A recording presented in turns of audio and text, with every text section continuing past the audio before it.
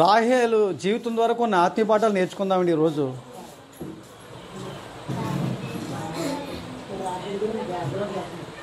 ఈ రాహేలు గురించి కొంచెం మనం చరిత్ర తెలుసుకున్నట్లయితే,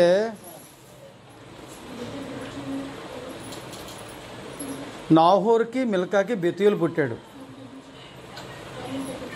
ఆ బెతూయేలు కుమార్తె ఎవరో రిబ్కా. అంతేనండి, రిబ్కమ్మే కదా.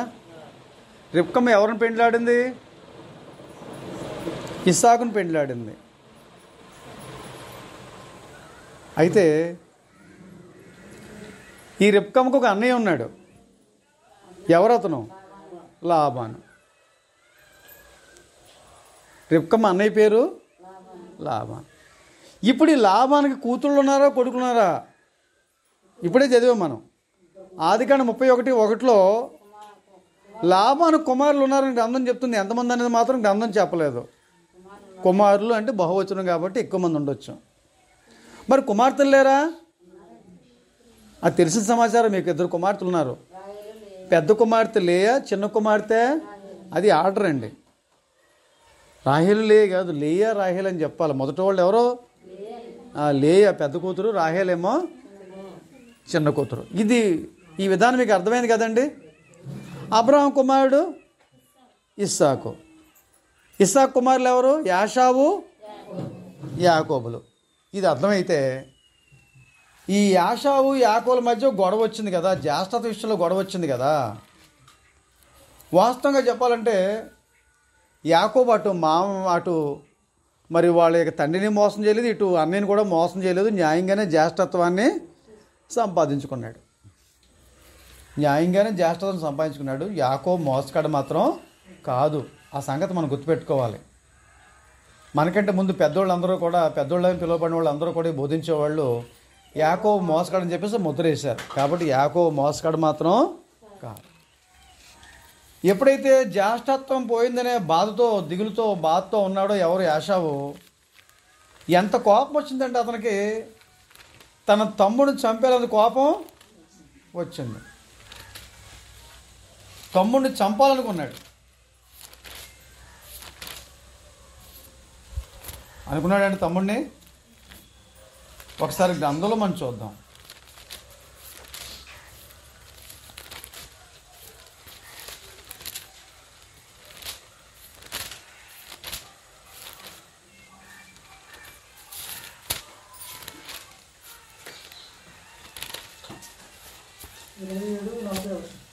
ఆదికాండం 27:41 చదివితే, తన తండ్రి యాకోబుకి ఇచ్చిన దీవెన నిమిత్తం యాషావు అతని మీద న్యాయంగానే అతను జ్యేష్ఠత్వాన్ని పొందుకున్నాడు, జ్యేష్ఠులకు వచ్చి దీవెనలు పొందుకున్నాడు.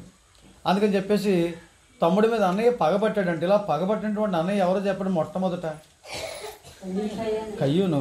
పగబట్టడమే కాకుండా తన తమ్ముడిని చేతులారా చంపేసుకున్న దుర్మార్గుడు. అలాంటి దుర్మార్గుడు మరొకటి కనబడతా ఉన్నాడు ఇక్కడ. కయ్యూను వారసుడు. మరి యాషావు అంటున్నాడు, నా తండ్రిని కూర్చొని దుఃఖ దినములు సమీపంగా ఉన్నవి. అంటే వాళ్ళ తండ్రి చావు బ్రతుకుల మధ్య కొట్టుమిట్టు ఆడుతున్నాడు అన్నమాటకి అర్థమైందండి. దాని ముందు ఏమంటాడు? ఇస్సాకు ఏమంటాడు? వృద్ధుడిని 27:1 ఇస్సాకు వృద్ధుడే. అతని కన్నులు మంద దృష్టి కలిగినప్పుడు అతడు తన పెద్ద కుమారుడైన యాషావుతో, నా కుమారుడా అని అతను పిలువగా అతడు చిత్తం నాయన అన్ను.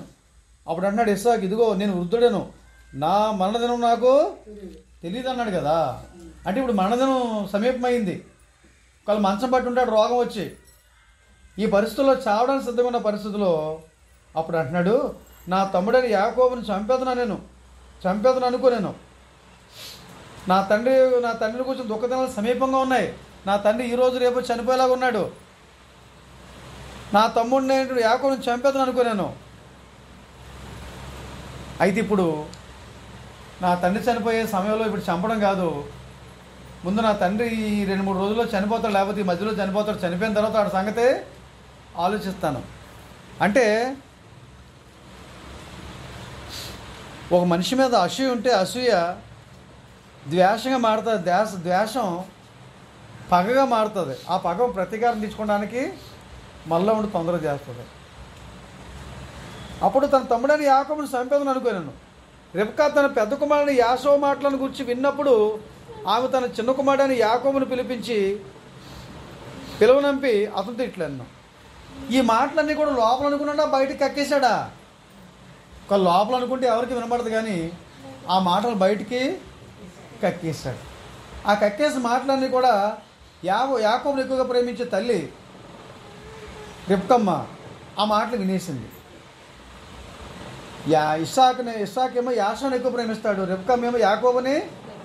ఈ మాటలు వినేసి కొడుకుని పిలిపించి ఏమంటుందంటే, ఇదిగో నీ అన్నయ్య యాషో నిన్ను చంపేదనని చెప్పి నిన్ను గూర్చి తను వాదాచుకుంటున్నాడు, తనలో తాను ఎంతో బాధపడుతున్నాడు రా, నిన్ను చంపాలనుకుంటున్నాడు రా అన్నాడు అని చెప్పింది ఆ అమ్మ వాళ్ళ చిన్న కొడుకుతోటి, ప్రియమైన కొడుకుతోటి, యాకోబుతోటి.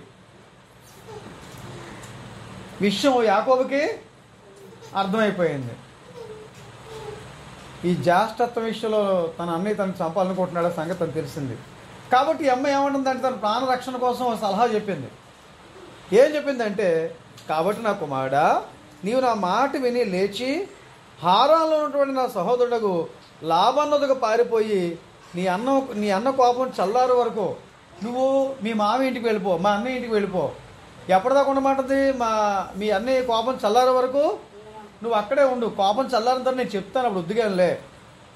నీ అన్న కోపం నీ మీద నుండి తొలగి నీవు అతను చేసిన వాటిని అతను మరిచి వరకు లాబానుతో కొన్నాళ్ళు ఉండము, కొన్ని రోజులు ఉండు. అప్పుడు నేను అక్కడ నుండి నేను పిలిపించేదను, నేను పిలిపిస్తానులే అని అన్నది. కానీ ఆవిడ పిలిపించడం జరగలేదు. ఆయన వచ్చే సమయానికి ఆమె చనిపోయింది, ఆయన బ్రతికొండదు. పిలిపిస్తానని చెప్పింది. ఒక్కనాడే మీ ఇద్దరు నేను పోగొట్టుకునేలా అనేను. ఇప్పుడు అన్నీ చంపుతాడు, తమ్ముడు ఊరుకుంటాడా? తమ్ముడు చంపడానికి ప్రయత్నం చేస్తాడు. ఇప్పుడు ఇద్దరు చచ్చిపోయినా ఎవరు బాధపడేది? ఎవరన్నా ఎందుకని? ఈ తల్లిదండ్రులే. అందులో ఒకరు చచ్చిపోయిన బాధే, ఇద్దరు చచ్చిపోయిన బాధే. కాబట్టి మీ ఇద్దరు నాకు రెండు కళ్ళు లాంటి వాళ్ళరా. మీరు ఎవరిని పోగొట్టుకో నాకు ఇష్టమో, నువ్వు మీ మావి ఇంటికి వెళ్ళిపోవడం నీకు క్షేమం, మీ అన్నయ్య ఎక్కడ ఉండడం మీ అన్నయ్య క్షేమం అని చెప్పేసి ఓ మాట చెప్పిందో ఇంకో మాట చెప్పిందో 46 వచ్చులు. మరి రెబ్కమ్మ ఇస్సాకుతో అంటుంది, హేతు కుమార్తెల వల్ల నా ప్రాణం ఇసికింది. ఎవరు హేతు కుమార్తెలు అంటే, యాషావు హేతు కుమార్తెలు ఏం చేశాడు? పెళ్లి చేసుకున్నాడు. పెళ్లి చేసుకుంటే వాళ్ళు ఏం చేశారటండి? రెబ్కమ్మని బాధ పెట్టారు. ఉన్నాయా మాటలో? ఎక్కడుందండి బాధ పెట్టినట్లు?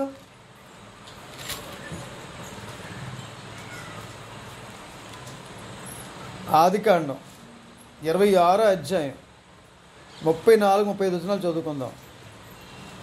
యాషావు 40 సంవత్సరాలు వాడినప్పుడు హిత్తూడైన బేరి కుమార్తెకు యహూదీతును, హిత్తూడైన ఏలోను కుమార్తెకు బాషమెతును పెళ్లి చేసుకును.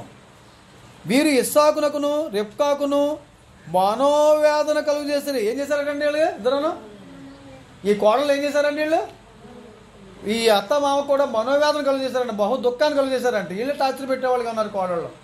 వీరు అత్తగారిని టార్చర్ పెట్టే కోడలు ఉన్నారు, కోడలను టార్చర్ పెట్టే. ఇప్పుడు ఈ అమ్మాయి ఏమంటుందంటే, కొడుక, హేతు కుమార్తెల వల్ల నా ప్రాణం విసికింది. ఈ దేశస్థురాండైనటువంటి హేతు కుమార్తెల్లో వీరి వంటి ఒకదాన్ని యాకోబు పెళ్లి చేసుకున్న ఇళ్ళ నా బ్రతుకు వలన నాకేం ప్రయోజనం అంటుంది. ఈ మాటలు ఎవరు చెప్తున్నారు? రెబ్కమ్మ ఇస్సాకుతో మాట్లాడుతుందండి, తన భర్తతో మాట్లాడుతుంది.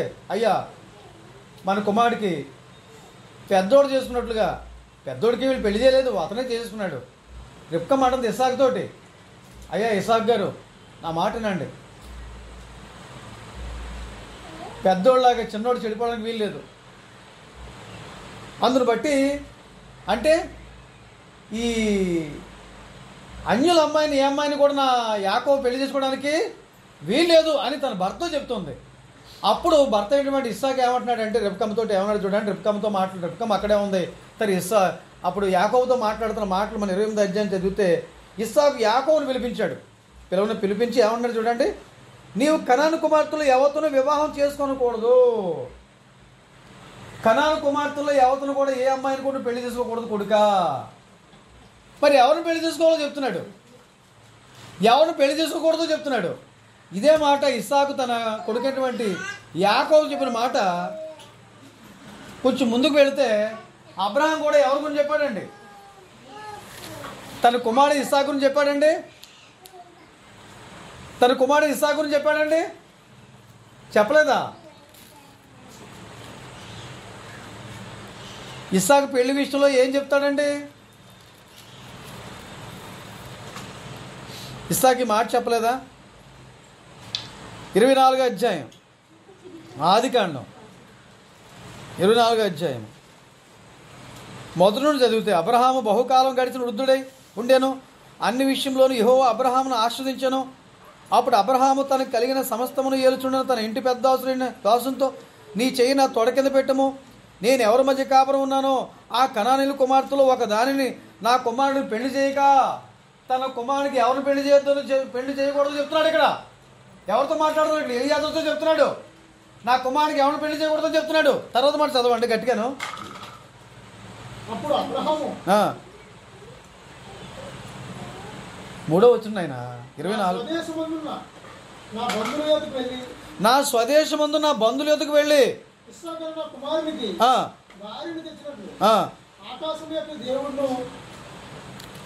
అదేనండి.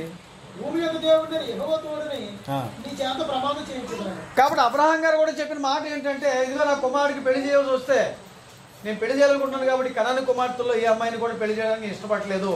నా స్వజనుల ఇంటికి వెళ్ళి అమ్మాయిని తీసుకురామని చెప్పేసి ఎలియాజును పంపించాడు. ఇంటి పెద్ద దాసుని బట్టి ఎలియాజును పంపించాడు. అదే పని తర్వాత ఎవరు చేశారంటే ఇస్సాకు కూడా అదే చేస్తున్నాడు తన కుమారుడితోటి.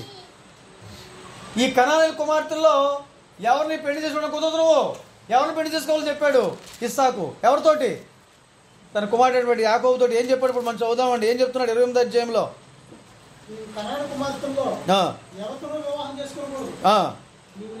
నువ్వు లే, పద్దనరాములో ఉన్నా నీ తల్లికి తండ్రి అయినా బెతీలు ఇంటికి వెళ్ళు. నీ తల్లి సహోదరుడు లాబాను కుమార్తెల్లో ఒక అమ్మాయిని పెళ్లి చేసుకో. అదేండి.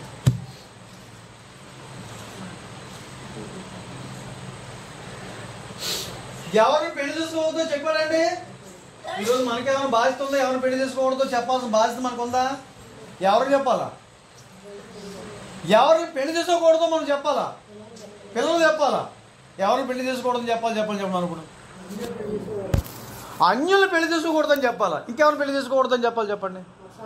మస్సాకుల వారిని పెళ్లి చేసుకోకూడదని చెప్పాలా?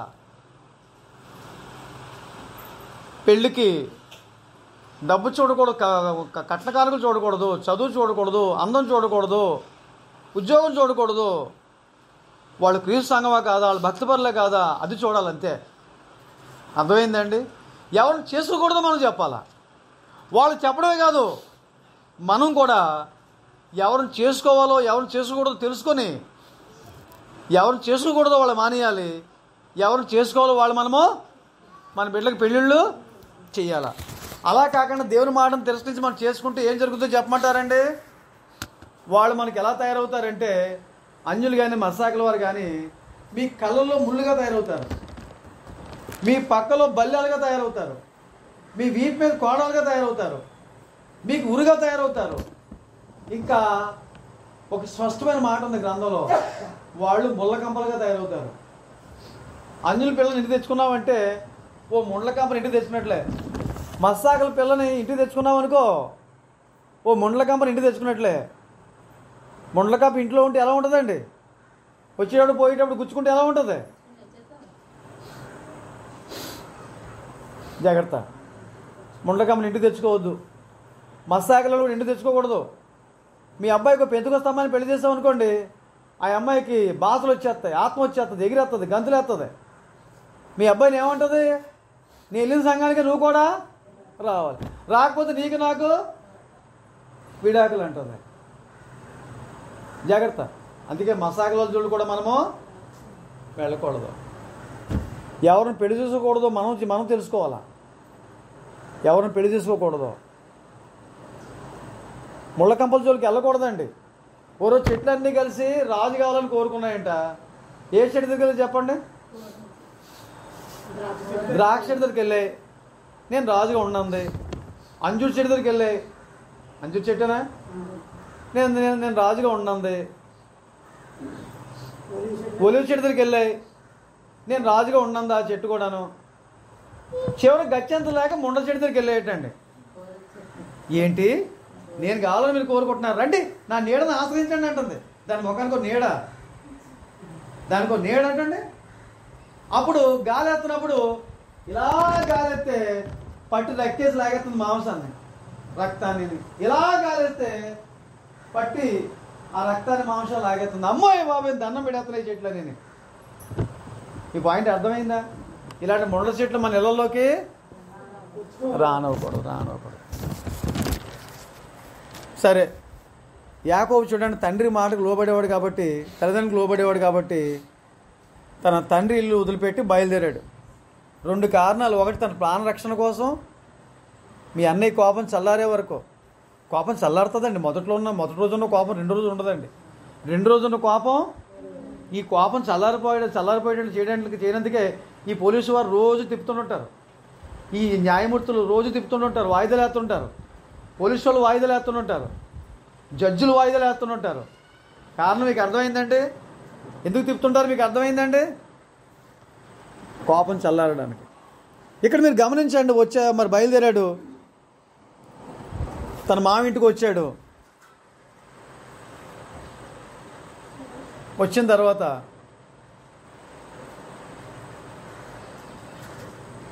ఓ 4 రోజులు పనిచేశాడు. వచ్చిన తర్వాత ఆ ప్రదేశానికి వచ్చి వాళ్ళ మామ పశువులకి నీళ్లు పెడతాడు. తర్వాత రాహేలమ్మను గుర్తించి ముద్దు పెట్టుకుంటాడు, ఏడుస్తాడు. ఆ తర్వాత రాహేలమ్మ ఇంటికి తీసుకెళ్తుంది. తర్వాత ఒక 4 రోజులు పని చేస్తాడు. పని చేసిన తర్వాత ఊరకనే పని చేయొద్దు, నువ్వెంత మేనవుడమైనా, నేను ఎంత మేనమావనన్నా, నీకు ఎంత జీతం కావాలో చెప్పు అంటాడు. దీన్ని బట్టి లాభం చెడ్డోడే కానీ అతను మంచి లక్షణాలు ఏది చెప్పండి? మంచి లక్షణం ఊరకనే పని చేయించుకోడు. ఊరకనే పని చేయించుకోడు మంచి లక్షణమా చెడ్డ లక్షణమా? అంటే చెడ్డోళ్ళు కూడా కొన్ని మంచి గుణాలు ఉంటాయన్నమాట. ఆగిపోయిన గడియారం కూడా 2 సార్లు కరెక్ట్గా తిరుగుతుంది. ఇంకో మంచి లక్షణం చెప్పమంటారు అతనిలోనూ. తన మేనళ్ళు వస్తుంటే ఎదుర్కొంటూ వెళ్ళాడు, పరిగెత్తుకుంటూ వెళ్ళాడు. తన మేనళ్ళని ఎదుర్కొనడానికి ఆతిథ్య గుణం కలిగినోడు. అర్థమైందండి? అతనిలో కూడా కొన్ని మంచి లక్షణాలు ఉన్నాయి. సరే, ఓకనే కొలువు చేయొద్దు, నీకు ఎంత జీతం కావాలో చెప్పంటే అతను వచ్చింది 2 పనుల మీద. ఒకటి తన ప్రాణరక్షణ కోసం వచ్చాడు. రెండోది, మీ మామయ్య కూతుర్ని ఇదిగో నీ చిన్న కుమార్తెని నేను పెళ్లి చేసుకోవడానికి ఇష్టపడుతున్నాను, నువ్వు ఇస్తానంటే పెళ్లి చేసుకుంటాను అన్నాడు. అరే అంజని వాడుకుంటే నీకు కూడా మంచి, నువ్వు మేనోళ్ళవి, నా ఎముకలు ఎముక, నువ్వు నా మాంసం అంటాడు. సరే ఇస్తాను. మరి ఇవ్వడానికి ఇప్పుడు కట్నం ఇవ్వాలి. కట్నకానుకలు ఎవరు ఇవ్వాలండి? ఇప్పుడు యాకోబు ఇవ్వాలి మామయ్యకి. మగోళ్ళే ఆడపిల్ల కట్నకానుకలు ఇవ్వాలి. తను ఏం తీసుకొచ్చేలా కట్నకానుకలు వడ్డీలతో వచ్చాడు. అందుకని చెప్పేసి యాకోబు ఏం చెప్తాడంటే, 7 సంవత్సరాలు నీకు కొలువు చేస్తాను, పాలేరు పని చేస్తాను, నీ మందలు మేపుతాను, నీ గొర్రెల మందలు మేకల మందలు మేపుతాను, నువ్వు చెప్పిన పని చేస్తాను. ఈ 7 సంవత్సరాలు ఎంత జీతం ఇస్తావు? ఈ తక్కువ ఇస్తావు ఎక్కువ ఇస్తావు నీ ఇష్టమే. ఆ ఇచ్చిన జీతం నువ్వే తీసేసుకో కట్నంగా. బాగుందండి? అర్థమైందండి? ఆ వచ్చే జీతం ఏదో నువ్వే తీసుకు, నాకు జీతం వద్దు, అప్పుడు నీ కుమార్తె నాకు పెళ్లికి ఇమ్మని చెప్తుంటాడు. ఎవరండి? యాకోబు. వీళ్ళిద్దరి మీద అలాంటి ఒప్పందం జరిగింది. తర్వాత మామయ్య అతను మోసం చేస్తాడు. మనం కొంచెం వివరాలు ఆలోచన చేద్దాం. చిన్న కుమార్తెని ఇస్తానని చెప్పేసి పెద్ద కుమార్తె ఇచ్చి పెళ్లి చేసి మోసం చేస్తాడు. యాకోబు మోసగాడు కాదండి, మోసపోయినాడు. ఇక్కడ మీరు గమనించండి,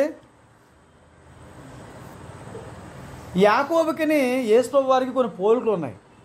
3 సంగతులు చెప్తాను మీకు నేను, తర్వాత మన పాఠంలోకి వెళదాం. యాకోబుకిని యేసు ప్రభు వారికి 3 పోలికలు ఉన్నాయి. అందులో మొట్టమొదటి పోలిక ఏంటంటే, యాకోబుని తన తండ్రి ఎందుకు పంపించాడు తన మామయ్య ఇంటికి? చెప్పండి నాకు, ప్రశ్నకి జవాబు. యాకోబుని వారి తండ్రి అయినటువంటి ఇస్సాకు ఎందుకు పంపించాడు వాళ్ళ మామయ్య ఇంటికి? ముఖ్యంగా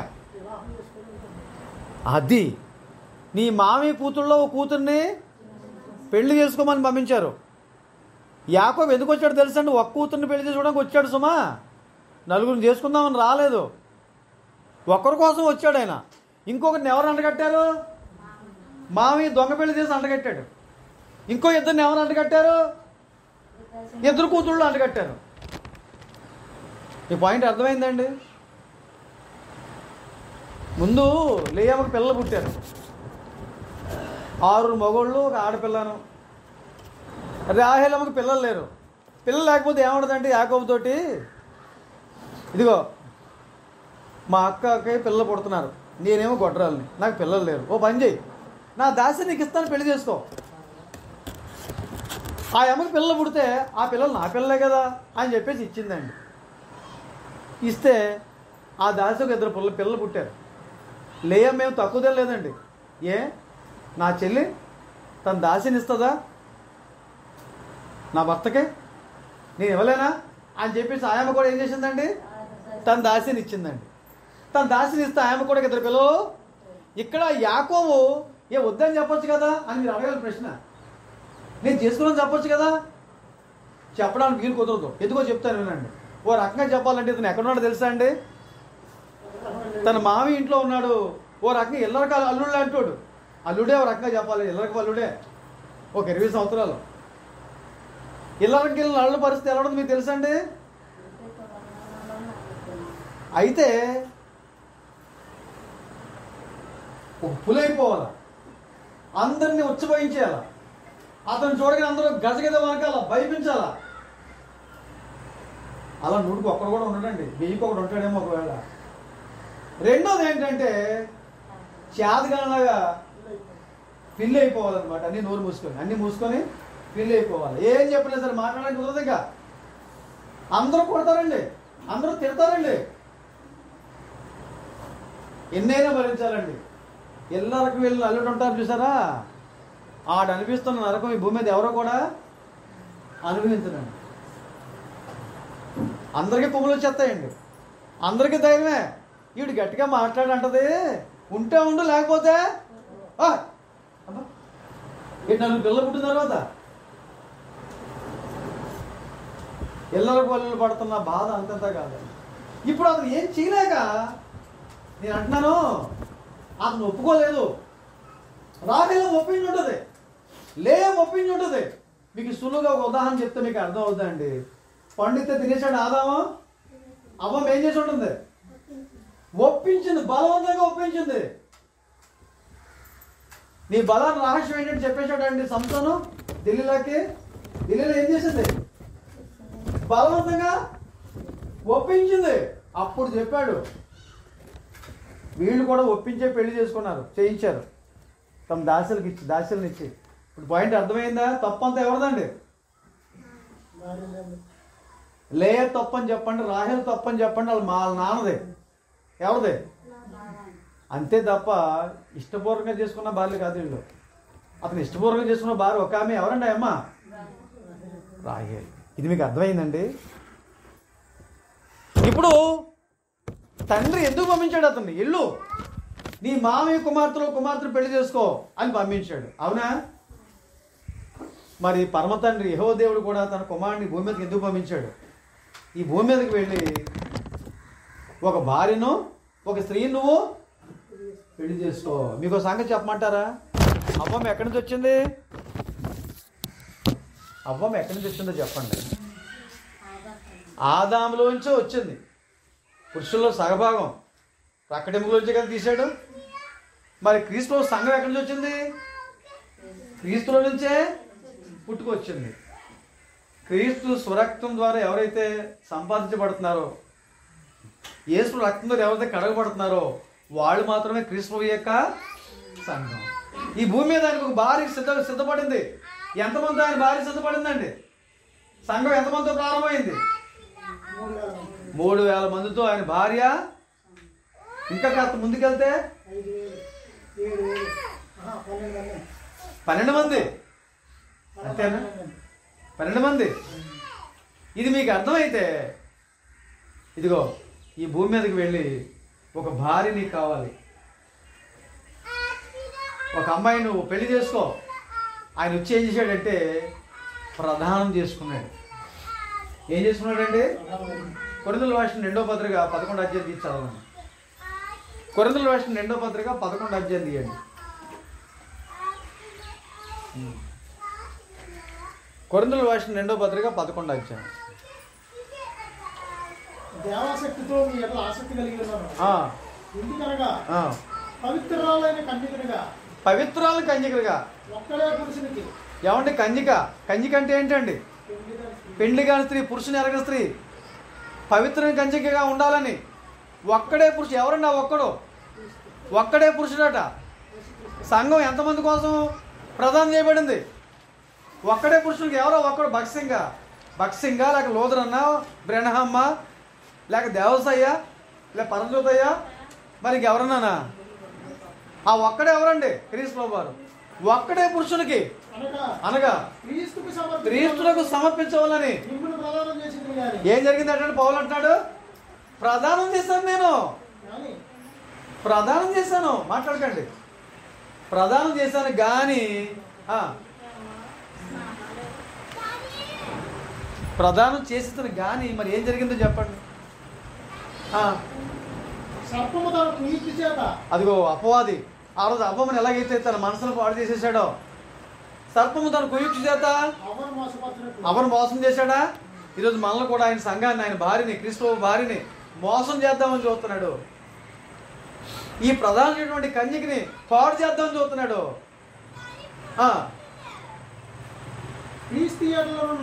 క్రీస్తు సరళత నుండి, పవిత్రత నుండి ఎట్లయినా తొలగిపోతారేమోనని. అదిగో ఆయన క్రీస్తు సరళత నుండి, పవిత్ర నుండి మీరు తొలగిపోతారేమో. నేను తొలగించేవాడు ఎవరండి? ఓ అమ్మాయి తెలుగు తింగరతనంగా ఒక అబ్బాయితో మాట్లాడేదండి. తను తప్పు తెలుసుకున్న అబ్బాయి, నేను పెళ్లి చేసుకుంటాను, ఇంకెప్పుడు నీతో నువ్వు నాతో మాట్లాడొద్దని అందండి. వీడు వదిలేలా వద్దా? ఇప్పుడు వీడు ఏమంటున్నాడంటే, నీ మనుషు చెడగొడితేనే కానీ చెడగొడితేనే కానీ నేను మాత్రం ఏదో అన్నాడంటే నన్ను కనిపించకుండా చేద్దాం. వీడు ఎలా చూడండి, మనుషు చెడగొట్టేవాడు అనమాట. ఇప్పుడు ఆ మనుషు చెడగొట్టేవాడు ఎవరండి? క్రీస్తు వారికి సంఘానికి పెళ్లి కాకుండా ప్రధానమైనటువంటి స్త్రీని ఆయన పెళ్లి చేసుకోకుండా ఆఫ్ చేసేవాడు ఎవరండి? వాళ్ళు పాడు చేసేది ఎవరండి?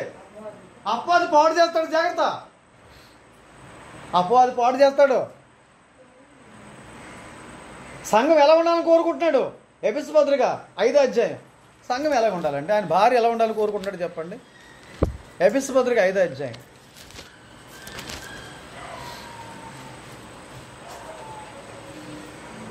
22వ వచనం, లేకపోతే 22వ వచనం అవసరం లేదు మనకి. 25 నుండి చదివేయండి. 25 నుండి 27 వరకు. పురుషులారా, అటువలే క్రీస్తు కూడా సంఘాన్ని ఏం చేశాడండి? ప్రేమించి. సంఘం ఎలా ఉండకూడదు? ఎప్పుడైనా మాస్టర్ బట్టలు చూస్తారు కదా, కలకం ఉంటుంది, ముడతలు ఉంటాయి, మచ్చలు ఉంటాయి, డాగులు ఉంటాయి. ఇదిగో సంఘం, తన భార్య సంఘం ఎలా ఉండకూడదు? కలంకం ఉండకూడదు, ముడత ఉండకూడదు, ముడత ఉండకూడదు. అట్టిది మరి ఏంటి? మరి ఏ మచ్చ డాగు ఉండకూడదు. అదే మాట్లాడదాం. ఎలా ఉండాలి చెప్పండి? పరిశుద్ధమైనదిగా ఉండాలి, నిర్దోషమైనదిగా ఉండాలి, మహిమ గల సంఘంగా ఉండాలని. ఎలా ఉండాలి చెప్పండి? పరిశుద్ధమైనదిగా ఉండాలి, నిర్దోషమైనదిగా ఉండాలి, మహిమ గలదిగా ఉండాలని. ఆయన దాని ఎదురు దాన్ని నిలబెట్టుకోవాలని వాక్యంతో ఉదక స్నానం చేత దాన్ని ఏం చేస్తున్నాడు? మీకు సంగతి చెప్పమంటారా? అదిగో ఒకటి గుర్తుపెట్టుకోండి. ఆదివారం మనం ఆరాధనకు వస్తున్నాం కదా, ఇక్కడ వాక్యం వింటున్నారు కదా, మీకు అర్థమయ్యే భాష చెప్పాలంటే ఏడు చెప్పమంటారు అంటే, ఆదివారం ఆరాధన అంటే సాయకరావు బల్ల. ఇది సాయకరావు బల్లదారు ఏం జరుగుతుందండి? సాయకరావు బల్లదారు ఏం జరుగుతుందో చెప్తాను వినండి. ఈ మాసిపోయిన బట్టలు, మురికి కంపు కొట్టే బట్టలు, డాగులున్న బట్టలు, మరకలున్న బట్టలు, ఇవన్నీ పట్టుకెళ్ళి గోళ్ళలో వేసి ఉడకబెట్టి సౌడేసి సర్పేసి నానబెట్టి పైకి తీసి సబరాసి రాయి మీద చెత్తకొట్టి తర్వాత నీళ్ళలో 10 సార్లు పిండేసి, 10 సార్లు నీళ్ళు తీసేసి పిండేసి దులిపేసి ఆరేసేసి ఇంటికి తీసుకెళ్ళి ఇస్త్రీ పెట్టి తీసుకొని నున్నగా అందంగా ఆ కార్యక్రమం అండి ఇది. ఇది ఉతికే కార్యక్రమం ఇది. నిజంగా చెప్పాలండి, బోధించే దైవజనుడు అసలు శిశులైన సాగవాడండి. నేను వాడే సబ్బు సర్ప అంత ఏం చెప్పండి, అర్థమైందండి. ఇది ఈ సంఘాన్ని పవిత్రమైన కన్యకలా చేయాలని చెప్పేసి ఆయన ప్రయాసపడుతున్నాడు. ఈ సంఘం ఎలా ఉండాలి చెప్పండి, పవిత్రమైన కన్యక అంటే అర్థం చెప్పండి, ఏ పురుషుడు తాకని, ఏ పురుషుడు ముట్టని పవిత్రమైన కన్యకగా ఉండాలి. కాబట్టి యాకోబు ఎందుకు వచ్చాడంటే ఒక ఆమెను పెళ్లి చేసుకుందామని వచ్చాడు, అందుకే పంపించాడు తండ్రి. అవునా? అదే చెప్పాడు, నీ కుమార్తెను పెళ్లి చేసుకుంటానని చెప్పాడు కదా. మరి యేసు ప్రభువుని ఎందుకు పంపించాడు తన తండ్రి యెహోవా దేవుడు? ఈ భూమి మీద ఒక స్త్రీని, ఇప్పుడు ఆయన భార్య ఎవరండి? ఈ భూమి మీద ఉన్న సంఘాలన్నీ ఆయన భార్యనా? కాదే. ఎవరైతే ఆయన పేరు పెట్టుకుంటారో వాళ్ళే అది క్రీస్తు సంఘం. ఏ స్త్రీ అయితే తన భర్త ఇంటి పేరు పెట్టుకుంటే ఆమె తన భార్య అవుతుంది కదా, క్రీస్తు సంఘం. సరే, రెండో సంగతి ఏంటంటే యాకోబు రాహేల్ని ప్రేమించాడు. ఆ మాట గ్రంథంలో ఉందండి. యాకోబు రాహేల్ని ఏం చేశాడు? ప్రేమించాడు. మాట గ్రంథంలో ఉందా లేదా? ప్రేమించాడు. ఎంత ప్రేమించాడు? ప్రాణం ఇచ్చేటంతగా ప్రేమించాడు యాకోబు రాహేల్ని. ప్రేమించడానికి ఏమైనా రుజువులు ఉన్నాయండి? ఏంటి చెప్పండి రుజువులు? ఆయన ప్రేమించడానికి రుజువు ఏది చెప్పండి? యాకోబు రాహేల్ని ప్రేమించడానికి రుజువు ఏమైనా ఉందండి? చెప్పండి రుజువు ఏంటి? 14 సంవత్సరాలు ఆగాడండి, అది రుజువు కదా. ఇంకేమైనా రుజువు చెప్పండి. ఓ రోజు వాళ్ళ అన్నయ్యకి కబురు అందింది, ఇతను తిరిగి వస్తున్న సమయంలో తన భార్య బిడ్డలతోటి తన యొక్క ఆస్తుపాస్తులతో తిరిగి వస్తున్నాడు, కోట్ల ఆస్తుంది. తిరిగి వస్తున్నప్పుడు అతను ఏ వార్త పంపించాడంటే, ఇదిగో మీ అన్నయ్య 400 మందితో వస్తున్నాడని చెప్పేసి అతను వార్త పంపించాడు. ఈ వార్తను కానీ అతను భయపడిపోయాడండి. మధ్యలో 20 సంవత్సరాలు అయింది. అతను మంచి ఉద్దేశంతోనే వస్తున్నాడు, కానీ యాకోబు ఏమనుకుంటున్నాడు? తను చంపడానికి, తన మందల్ని, తన ఆస్తుల్ని పాడు చేయడానికి వస్తున్నాడేమనుకుంటున్నాడు. అందుకని చెప్పేసి యాకోబు ఏం చేశాడో చెప్తాను వినండి. తన ఆస్తుల్ని, పశువుల ఆస్తులు ఉన్నాయి, పనులు ఉన్నారు, 2 భాగాలు చేశాడు. భాగానికి ఎడం పెట్టాడు. చూడండి, ముందు కొన్ని పశువులు పనులు ఉన్నారు, మధ్యలో గ్యాప్ ఉంది. ఆ గ్యాప్ తర్వాత మళ్ళీ పశువులు పనుల్ని పెట్టాడు. ఈ మధ్యలో గ్యాప్ ఎందుకు పెట్టి చెప్పమంటారా? నిజంగా వచ్చేసి మా అన్నయ్య అతను మనుషులు వచ్చి ఈ ఆస్తుల్ని మనుషుల్లో వాళ్ళు చంపేస్తే, పాడు చేస్తే వీళ్ళు ఏం చేస్తారు? తప్పించుకొని కొంత ఆస్తిపోయినా కొంత ఆస్తైనా మిగులుతుందని, కొంత ఆస్తిపోయినా కొంత ఆస్తైనా మిగులుతుందని ఆస్తితోటి 2 భాగాలు చేశాడు. ఇట్లా సంగతి వదిలేయండి. ఇక భార్య పిల్లల సంగతి చెప్తాను. అటు ఎదుర్కొంటా వస్తున్నాడు. ముందు వరుసలో ఎవరిని పెట్టాడు తెలుసండి? ముందు వరుసలో ఎవరిని పెట్టాడంటే లేయా దాసిని, రాహేల్ దాసిని, వారి పిల్లలని. పిల్లలు ఎంతమంది అండి? లేయా దాసికి 2, రాహేల్ దాసికి 2, అంటే 4 పిల్లలు. 4 పిల్లలని, 2 దాసీలని, 6 ఎక్కడ పెట్టాడండి? ముందు ఎక్కాడు. అంటే యుద్ధం జరిగినప్పుడు ముందు ఎవరికి ప్రమాదం అండి? సాధారణంగా యుద్ధంలో ఎవరు ముందు ఉంటారు చెప్పమంటారా? బలిష్ఠులు, ధైర్యవంతులు, యుద్ధ నైపుణ్యం కలిగిన వాళ్ళు, నేర్పడతనం కలిగిన వాళ్ళు ముందు ఉంటారు. ఇప్పుడు ముందు యుద్ధం జరిగితే, నిజంగా ఫైటింగ్ జరిగితే, యుద్ధం జరిగితే ముందు ఎవరు చచ్చిపోతారండి? దాసీలను, దాసీపుడు పిల్లలు చచ్చిపోతారు. అంటే వాళ్ళు పోయినా పర్లేదు అనమాట. ముందు వరుసలో పెట్టాడు. మధ్యలో గ్యాప్ ఇచ్చి ఎవరు పెట్టాడు చెప్పంటారండి? అంటే ఇవి సర్దుకుంటారు అనమాట. వాళ్ళకైనా ప్రమాదం జరిగితే ఏం చేస్తారు? తర్వాత ఎవరు పెట్టాడంటే లేయలు పెట్టాడు, లేయా పిల్లలు పెట్టాడు. లేయాకి ఎంతమంది పిల్లలు? లేయాకి 6 కొడుకులను 1 కూతురును. లేయా పిల్లలు పెట్టాడు, లేయాని పెట్టాడు. అంటే వాళ్ళకి ఏదైనా ప్రమాదం సంభవిస్తే వీళ్ళు తప్పించుకోవచ్చు అనమాట. ఎవరు? ఒకవేళ వీళ్ళు కూడా తప్పించడానికి అవకాశం, వీళ్ళు దొరికిపోయి అనుకుందాం ఉదాహరణకి, వీళ్ళు చచ్చిపోయిన పర్లేదు. ఇక తర్వాత మళ్ళీ గ్యాప్ ఇచ్చి ఎవరు పెట్టాడు చెప్పంటారండి? ఇప్పుడు రాహేల్ని, రాహేల్ కుమారుడు ఒకడు ఉన్నాడు, యోసేపు. ఇంకో కుమారుడు ఎవరున్నాడు? అతను బయట లేడు. ఎక్కడున్నాడు? రాహేల్ కడుపులో ఉన్నాడు. ఆమెకి నెలలు నిండుతూ ఉన్నాయి.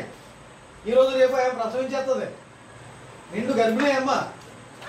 ఒకడేమో కడుపులో ఉన్నాడు, ఒకడేమో బయట ఉన్నాడు. ఏమంటే మీకు ఏమైనా అర్థమైతే సీను ఎంత ప్రేమిస్తున్నాడు చూడండి. దాసీలు పిల్లలు పోయినా బాధపడ్డు, లేయమ్మా లేయం పిల్లలు చచ్చిపోయినా బాధపడ్డు. ఎవరికి ఏదైనా జరిగితే బాధపడతా చెప్పండి. ఇప్పుడు నా ప్రియమైన భార్య, నా రాహేలు, నా ప్రియమైన కుమారుడు యోసేపు, వాళ్ళకి మాత్రం ఏ ప్రమాదం, వీళ్ళందరూ పోయినా బాధపడ్డు. కానీ వీళ్ళకైనా జరిగితే మాత్రం ఇక అసలు తట్టుకోలేడండి. అంత ప్రేమ అన్నమాట. ఎవరంటేనే రాహేల్ అంటేనే, యోసేపు అంటేనే ఎంత ప్రేమో. ఈరోజు అలాగే మగోళ్ళు కొందరు భార్యల్ని ఎంతో ప్రేమించి వారికి కావాల్సిన బట్టలు కొనుక్కోవడానికి, బంగారం కొనుక్కోవడానికి, వారికి కావాల్సిన వస్తువులు కొనుక్కోవడానికి ఎంత డబ్బు కావాలి అంత డబ్బు ఇచ్చి ఏం మాట్లాడకుండా అంత బాగా ప్రేమిస్తే ఇంకొకరితో పోతారండి. అక్కడ మాత్రం ఉంటారనుకుంటున్నారా?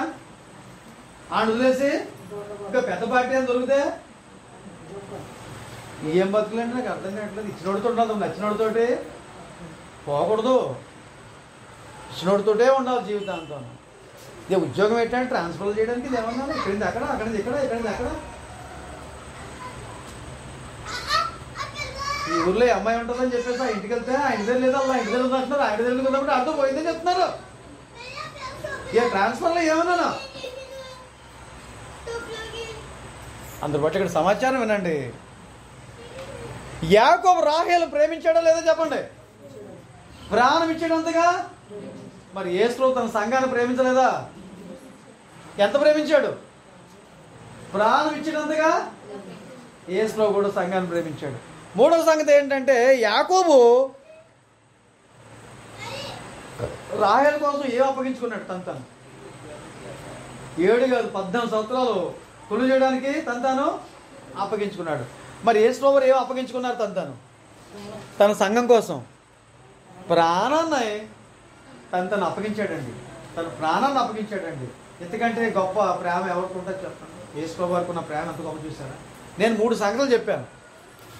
యాకోబు భార్య కోసం వచ్చాడు.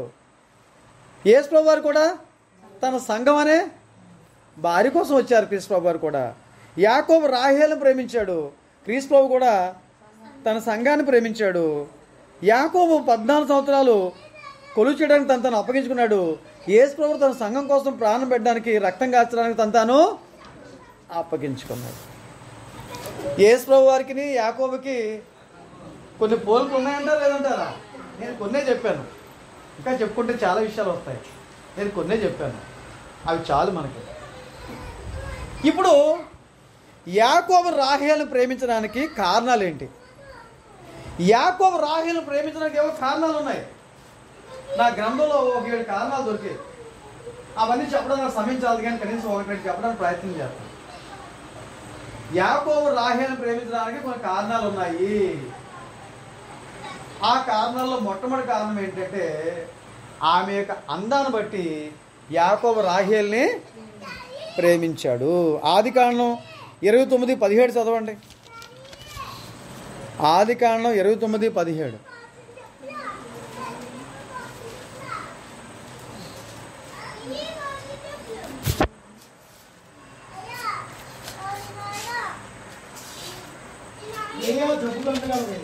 ఏమండి?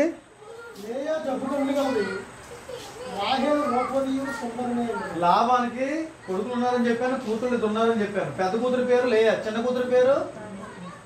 ఈ అమ్మకి ఐ ఇన్ఫెక్షన్ ఏదో ఉంది, కళ్ళకి డబ్బులు ఏమో ఉన్నాయి. కళ్ళు మరి అంటుకుంటా ఏంటో, ఉసులు కడతా ఏంటో, మరి ఏం సమస్య ఉందో చూడడానికి కళ్ళు చిరాగా ఉంటాయి.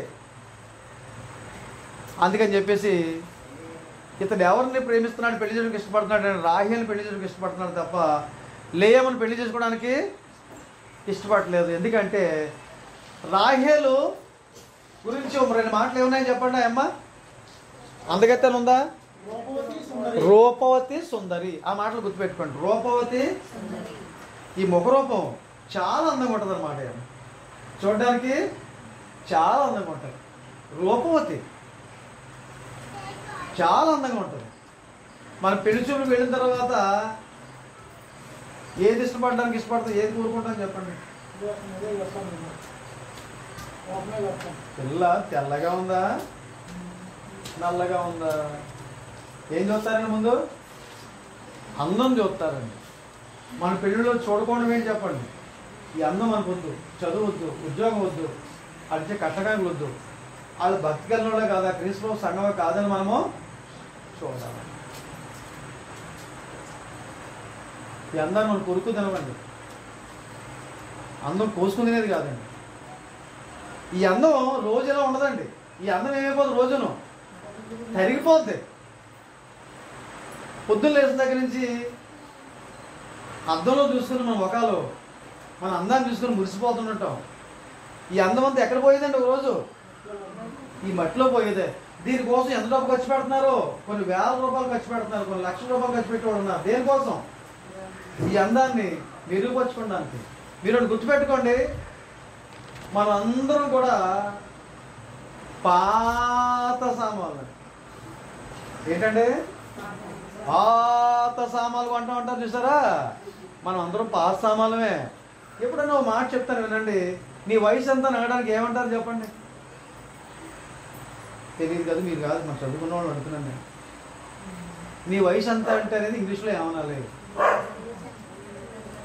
అబ్బా భలే ఇంగ్లీష్లో చెప్పండి, ఆమె తెలుగులో చెప్తున్నారు. ఇంగ్లీష్లో ఏమనాలి? హౌ ఓల్డ్ ఆర్ యూ అనాలి. హౌ ఓల్డ్ ఆర్ యూ అంతేనా? ఓల్డ్ అంటే ఏంటండి? మళ్ళీ ఓల్డ్ అంటే వయసు అంటాడు ఈయన. ఓల్డ్ అంటే నువ్వు ఎంత పాత పడిపోయావో. ఓల్డ్ అంటే పాత. పుట్టి ఒకరోజు నువ్వు పాతవే, పుట్టి ఒకరోజు నువ్వు పాతోడవే, పాతదానివే. పాత వస్తువులు మనం. నాకు ఇప్పుడు 50 దగ్గర వచ్చేసాయి. ఇది 50 సంవత్సరాల పాత వస్తువు. ఇది దీన్ని కొత్త వస్తువులో తయారు చేయడానికి ఏదో ప్రయత్నాలు చేస్తున్నాం. ఇది ఏం వస్తువు అండి? ఇది పాత సామాన్లు అంటాం చూసారా? అలాంటి పాత వస్తువు ఇది.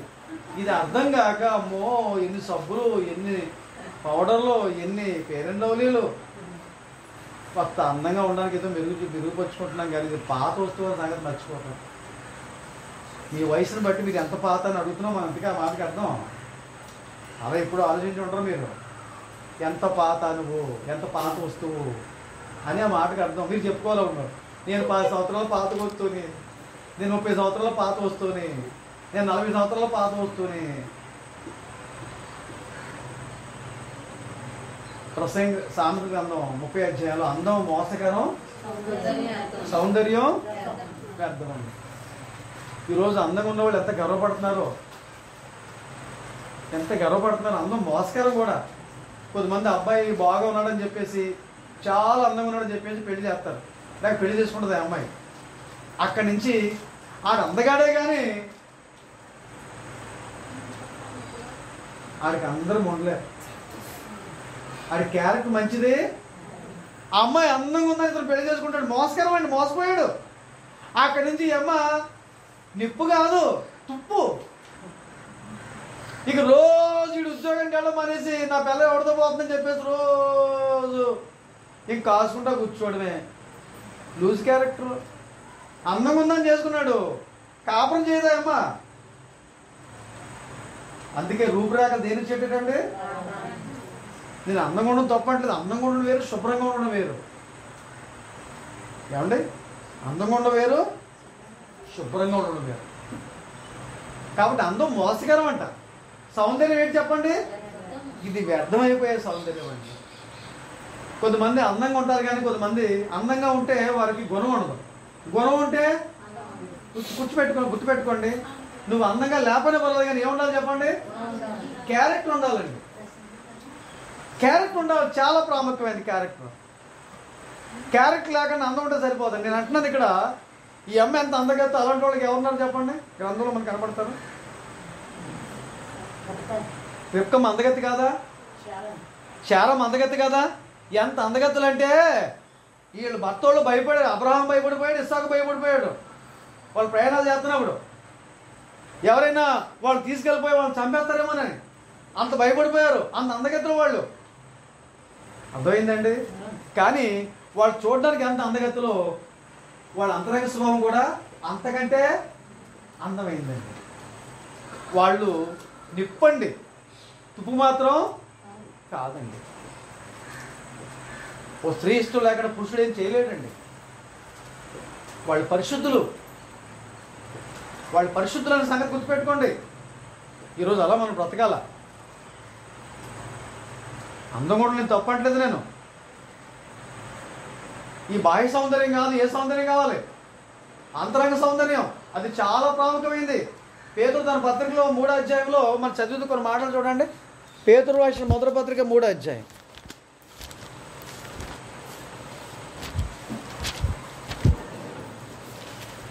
పేతురు రాసిన మొదటి పత్రిక 3వ అధ్యాయం.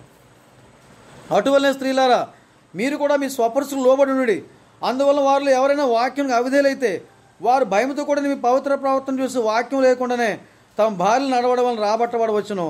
జడలు అల్లుకుంటాయో, బంగారు నగలు పెట్టుకుంటాయో, వస్త్రము ధరించుకుంటాయును.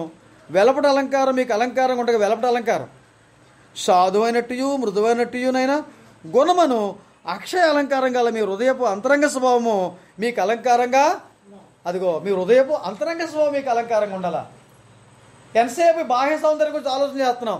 ఈ బాహ్య సౌందర్యం గురించి ఆలోచన చేసే వాళ్ళు వస్త్రాల గురించి ఆలోచన చేస్తారు, బంగారం గురించి ఆలోచన చేస్తారు, ఆభరణాల కోసం ఆలోచన చేస్తారు, కాస్మెటిక్స్ గురించి ఆలోచన చేస్తారు.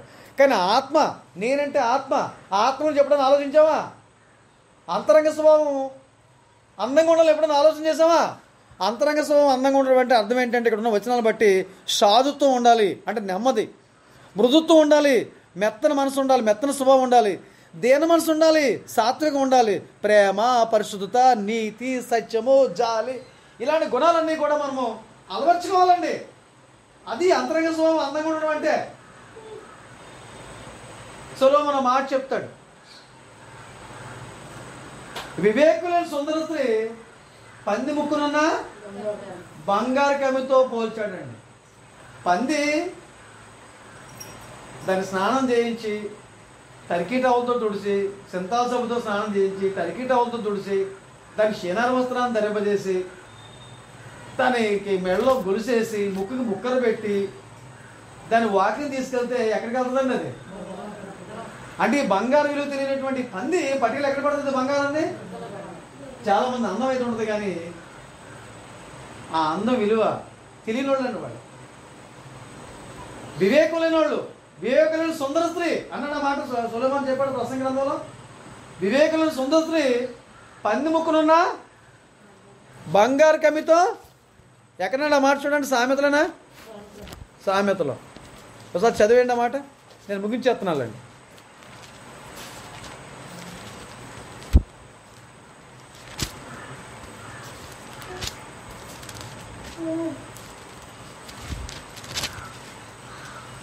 పదకొండో అధ్యాయం 22వ వచనం.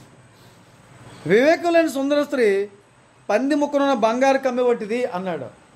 అందును బట్టి నా ప్రియమైన సహోదరి సహోదరులారా, బాహ్య సౌందర్యం కంటే ఏ సౌందర్యం ఉండాలంటే? అంతరంగ సౌందర్యం. అంతరంగ సౌందర్యం గురించి మనం ఆలోచన చేయాలి. లోపాలు అందరికీ ఉంటాయి, గుర్తుపెట్టుకోండి. సినిమా యాక్టర్లు కూడా లోపాలు ఉంటాయండి. ఎవరికి నెత్తిమే బొచ్చు ఉండదు, అందరికి ఇగ్గులే. ముక్కు సూదిగా లేకపోతే ప్లాస్టిక్ ముక్కలు పెట్టుకుంటారు. కొందరు కళ్ళు లేకపోతే ప్లాస్టిక్లో రెడీమేడ్ కొన్ని ఆ కళ్ళు పెట్టుకుంటారు. ఇదంతా కూడా అది ఆళ్ళలో కూడా లోపాలు ఉంటాయి. అందును బట్టి ఏవో లోపాలు ఉంటాయి. అందం మోసకరం అండి, సౌందర్యం అందం. అయితే వాటి సంగతి మీరు గుర్తెట్టుకోండి. మీరందరూ కూడా అందంగా తయారవమని గ్రంథం చెప్తూ ఉండండి. ముఖ్యంగా స్త్రీల విషయంలో 45 కీర్తన 10వ వచనంలో ఏం చెప్పాడు? కుమారి ఆలకించుము, ఆలోచించి చెవియొగ్గుము. ఈ రాజు, ఎవరి రాజు? నిన్ను కట్టుకున్నా భర్త, నీ కాలు కట్టిన భర్త. ఈ రాజు నీ ప్రభు, నీ ప్రభు నీ ఏలుబడి చేసేవాడు. అతడు నీ సౌందర్యాన్ని ఎవరు కోరుకుంటున్నారండి? నీ భర్తే కోరుకున్నాడు. కాబట్టి నీ భర్త కోసం ఎలా ఉండాలి? అందంగా తయారవ్వాలి. కొంతమంది ఎందుకు తయారవుతారో తెలియదండి. ఇంట్లో గబ్బుగా ఉంటారు, బయటకు వెళ్ళగానే ట్రిప్గా తయారవుతారు. అసలు ఇంట్లో అందంగా తయారవ్వాలో బయట అందంగా తయారవ్వాలో చెప్పండి. గవర్నమెంట్ చెప్తే లెక్క ప్రకారంగా దాన్ని మీరు రివర్స్ చేశారు. ఇంట్లో ఏమో గబ్బుగా తిరుగుతారు, బయట ఏమో ట్రిమ్గా తయారై వెళ్తానంటారు. ఇంట్లో అందంగా తయారవ్వాలి. ఎవరి కోసం? నీ అందం ఎవరి కోసం? నీ భర్త కోసం అందంగా తయారవ్వాలని గమనం చెప్తా ఉంటారు. ఎంతమంది దీన్ని ఆచరణలో పెడతారు చెప్పండి? భర్త కోసం ఎంతమంది అందంగా ఉంటారు చెప్పండి? నేను ఒకటి చెప్తాను, ఈ మొగలు ఊరందరూ ఆ ఊళ్ళో అందరూ ఆడవాళ్ళు అందంగా కనపడతారు, కానీ ఇంట్లో భార్య మాత్రం నిజంగా ఏమో శుభ్రంగా తయారైతే ఏమంత అందంగా ఎవరో ఆయన పనులకి వెళ్ళి వచ్చాడు, డ్యూటీకి వెళ్ళి వచ్చాడు. ఇప్పుడు వచ్చారా, స్నానం చేయకండి, ఇవి కోపుకుంటా, పేలున్నాయి పేలు కోపుకుంటా, ముక్కులో ఏరట్టుకొని, కంట్లో పుసులు తీసుకుంటా, ఒక నైట్ ఒకటి వేసుకొని,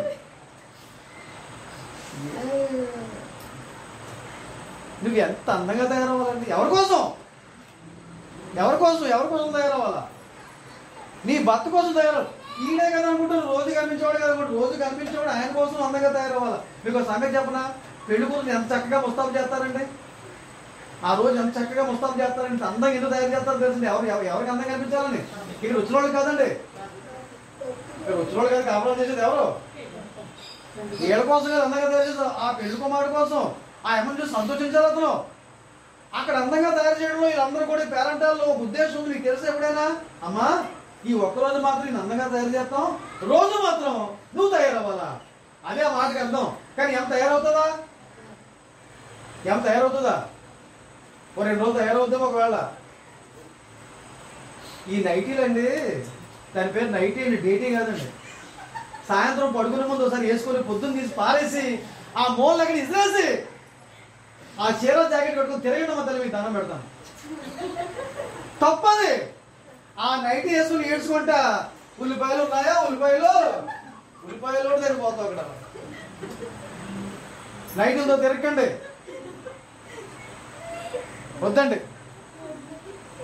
నీ భర్తకి నువ్వు అందంగా కనిపించాలా, అది గ్రంథం చెప్తే. ఈ రాజు నీ ప్రభు నీ సౌందర్యాన్ని ఆ రోజు అందంగా కనపడుతున్నావా?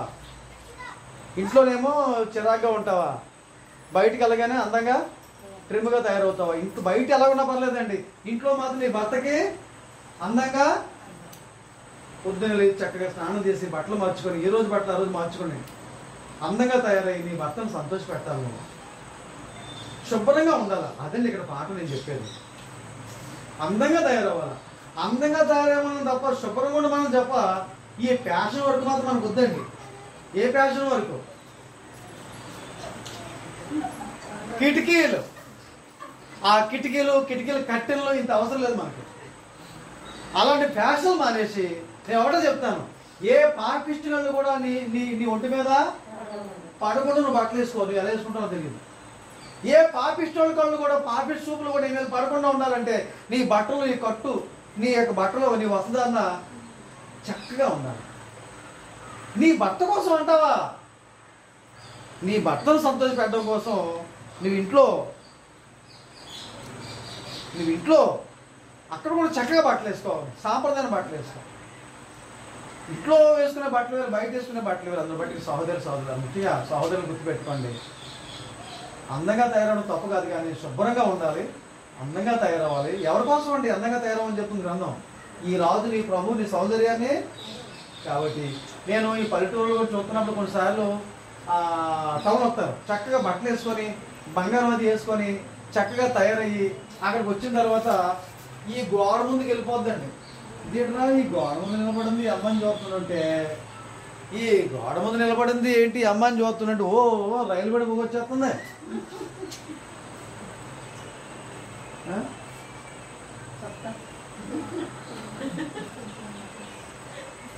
ముందేమో పర్సనాలిటీయా, వెనకాలేమో మున్సిపాలిటీయా. ముందేమో పర్సనాలిటీని, వెనకాలేమో మున్సిపాలిటీనా. ఏంటి చెత్త పనులు. అందులో బట్టి అందంగా ఉండొచ్చు, తప్పేం కాదు. ఎవరి కోసం అందంగా తయారవ్వాలండి? నీ భర్త కోసం, నీ ఆయన కోసం నువ్వు అందంగా తయారవు. ఇంట్లో అందంగా ఉండాలి. నువ్వు బయట ఎలా ఉన్నావు నాకు అనవసరం, అదే గ్రంథం చెప్తుంది. కానీ మనం రివర్స్ చేసి ఏం చేసామంటే సాతాను ఏం చెప్తున్నాడంటే, నువ్వు ఇంట్లో ఎలా ఉన్నా పర్లేదు కానీ నైట్ వేసుకుని ఊరా తిరుగు, కానీ బయటకు వెళ్ళడం మాత్రం అందంగా తయారవడం సాతాను చెప్తున్నాడు. ఆడి మాటలు మీరు నమ్మి పోతున్నారు. కానీ దేవుడు ఏం చెప్తున్నాడంటే, మీరు బయట ఎలా ఉన్నా సరే ఇంట్లో మాత్రం అందంగా తయారవ్వండి. ఎవరి కోసం? నీ భర్త కోసం నువ్వు అందంగా తయారవ్వాలి. అందులో బట్టి సహోదరులను ముగించేశాను. ఇతను ఇష్టపడడానికి కారణం ఏంటంటే, ఆ అమ్మలో బాహ్య సౌందర్యం ఉంది, అంతకంటే ప్రాముఖ్యంగా అంతరంగ సౌందర్యం కూడా ఉంది. అందుకే ఆమె యొక్క అందాన్ని బట్టి యాకోబు ఆమెని ఇష్టపడ్డాడు. కేవలం బాహ్య సౌందర్యం బట్టే కాదు, ఆమె అంతరంగ సౌందర్యం అంత గొప్పగా ఉంది. ఆమె నిప్పు తుప్పు కాదు, క్యారెక్టర్స్ కాదు, చాలా మంచిది. అందుని బట్టి ఆ అమ్మని ఇష్టపడ్డాడు. అది మొట్టమొదటి కారణం. ఇంకొక 6 కారణాలు ఉన్నాయి. దేవుని చిత్తం అయితే వచ్చే ఆదివారం మళ్ళీ ఇదే సమయానికి మళ్ళీ మనం కూర్చొని మనం దేవుని వాక్యాన్ని నేర్చుకున్నప్పుడు ఆ సంగతులు నేను చెప్తాను. ఓపిక వాక్యాన్ని మీ అందరికీ వందన.